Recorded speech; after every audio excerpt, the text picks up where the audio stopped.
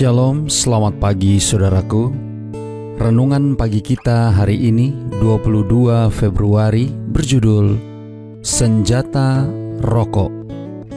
Ayat intinya diambil dari Matius 15 ayat 7 dan 8. Demikian firman Tuhan.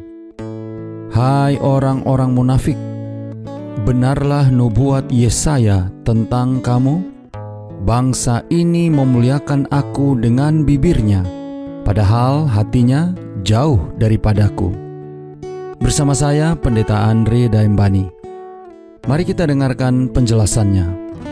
Telah ditemukan beberapa pabrik yang berbasis di Amerika Utara yang memproduksi dan menjual senjata pemusnah massal. Jika saudara bertanya-tanya, saya sedang berbicara tentang tembakau dan kebiasaan mematikan dari merokok. Dan bagian yang paling menyedihkan adalah bahaya kesehatan internasional yang mematikan, dan mahal ini sangat mudah dicegah. Tembakau pernah dianggap sebagai obat untuk banyak penyakit, termasuk sakit kepala, sakit gigi, radang sendi, sakit perut, luka, dan bau mulut. Daun tanaman tersebut kemudian dibuat menjadi teh dan bahkan digulung menjadi pil untuk disajikan sebagai jamu. Seorang dokter Spanyol, Nicolas Monardes, pertama kali menjelaskan potensi obat tersebut dalam sebuah buku yang diterbitkan tahun 1577 berjudul Joyful News Out of New Found World, atau kabar baik dari dunia yang baru ditemukan. Gagasannya itu telah diterima selama lebih dari 2 abad. Setiap tahun 4 juta orang meninggal dunia akibat penyakit yang disebabkan oleh kebiasaan merokok. Itu diperkirakan ada 1 orang yang mati setiap 8 detik. Setiap menit 10 juta batang rokok terjual di seluruh dunia. Itu berarti ada 15 miliar batang rokok terjual setiap hari.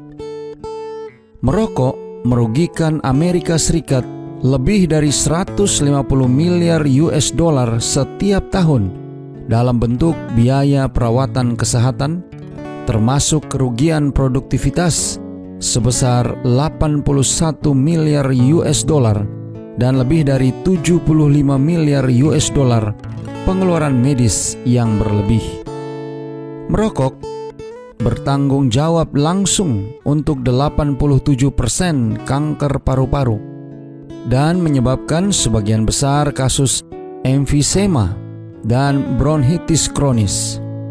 Merokok juga merupakan faktor utama penyakit jantung koroner dan stroke, dan telah dikaitkan dengan berbagai gangguan kesehatan lainnya, termasuk infertilitas dan tukak lambung. Merokok saat hamil menyumbang sekitar 20-30% terhadap kelahiran bayi dengan berat lahir rendah dan sekitar 10% dari semua kematian bayi.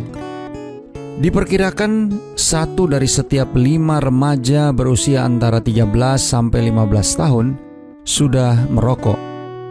Bukti juga menunjukkan bahwa setengah dari orang yang mulai merokok saat remaja akan terus merokok selama 15 sampai 20 tahun. Namun demikian, perusahaan tembakau terus menginvestasikan jutaan dolar untuk kampanye periklanan yang efektif untuk mendorong kaum muda agar memulai kecanduan rokok seumur hidup.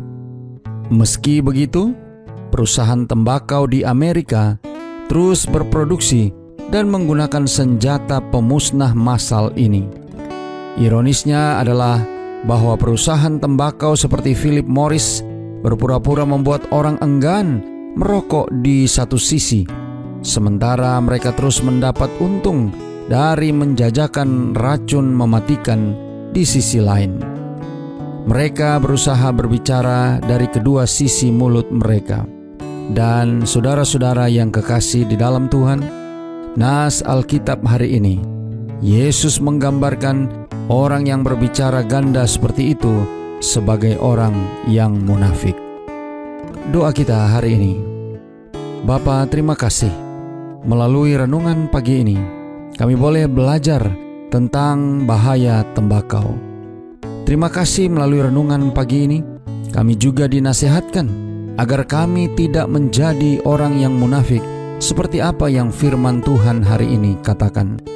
Tolong kami hari ini Bapa, biarlah dengan pertolongan kuasa Roh Kudus-Mu, kami boleh dapat disanggupkan menghidupkan firman yang sudah kami dengarkan, agar di dalam perjalanan hidup kami hari ini, kami boleh menjauhkan tembakau dalam segala bentuknya termasuk rokok dari kehidupan kami.